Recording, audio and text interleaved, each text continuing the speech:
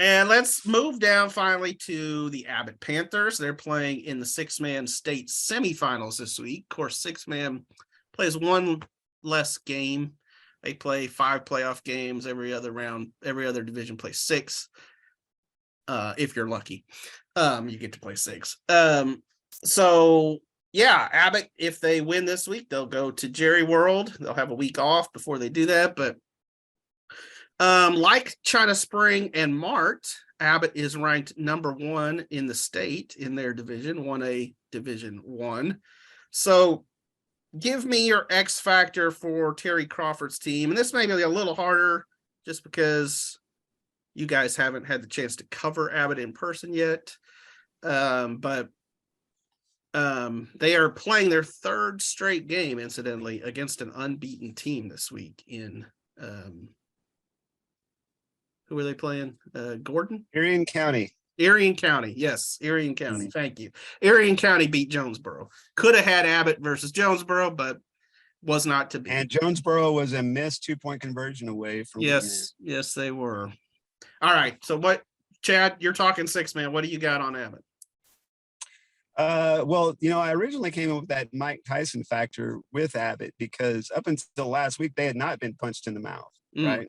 Right. But against Gordon, they won 32-24. And like you said, that's a defensive struggle in 6-man. That's like a 10-7 game in 11-man, right? Yeah. So they had that experience. Irion County had that experience against Jonesboro. So, they've both had a chance to react to that. And now, it kind of becomes who has been tested more throughout the season, right? Are you used to doing what you had to do last week? Because you're probably going to have to do it again, right? And then I guess another factor that you mentioned in the email, Bryce, and I'll just go ahead and steal this from you. Riley Sestala hasn't played the last game or a couple of games for them. He's been their go-to guy, and I'll let you mention the guy that's kind of stepped in for him. But so, yeah, I mean, it's just like that China Spring game, momentum. Who can create it faster? Yeah, I believe I'm going to pronounce his name right, but Mason Hale. It's Hejl. Dad is one of the coaches there at Abbott. Coaches a variety of sports. If you coach at a 6-man school, you coach a variety of sports. But yeah, he has stepped in for Riley and put up big rushing numbers the last 2 weeks. Very Sestala-like rushing numbers, So you always hear about next man up. Well, next man up's a lot harder to do when you don't have that many men on your team to begin with. But I will say Abbott always does have, for a 6-man school, really good participation. Like their numbers a lot of times could rival some 2A schools' numbers. They usually have 20-something guys on their roster. That's depth in 6-man.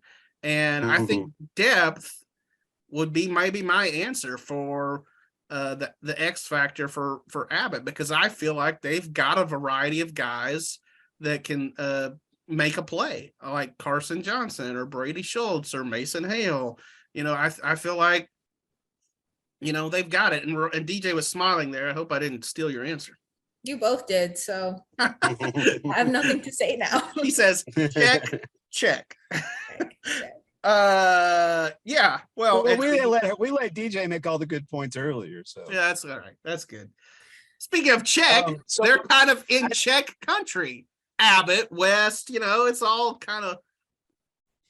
Wow, that's a reach. Is that a callback? Is that a stand-up? That's a callback. I like it. Now, I've got an idea. You're mentioning 6-man and sort of the depth factor in 6-man football. And man, those kids are so small. Like, I mean, just like an average to below average size kid, if you're at one of those 6-man schools, you're a football player, Doesn't matter if you're 5'2", 110 pounds, you're a football player, right?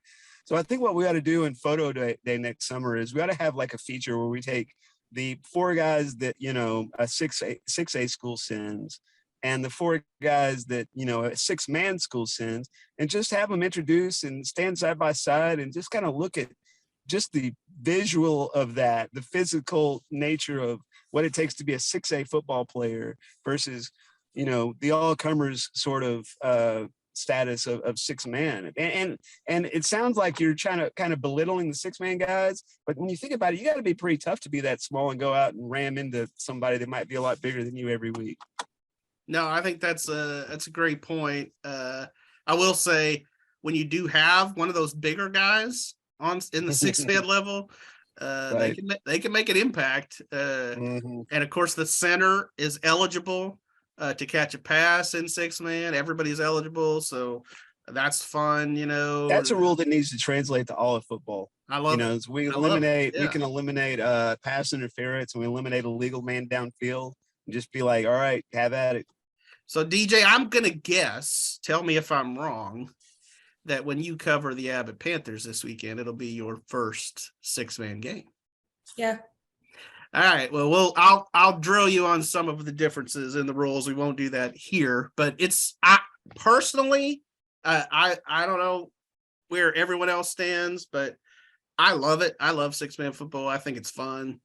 And as Chad said, I think it gives kids that, maybe just a normal athlete a chance to, do something special.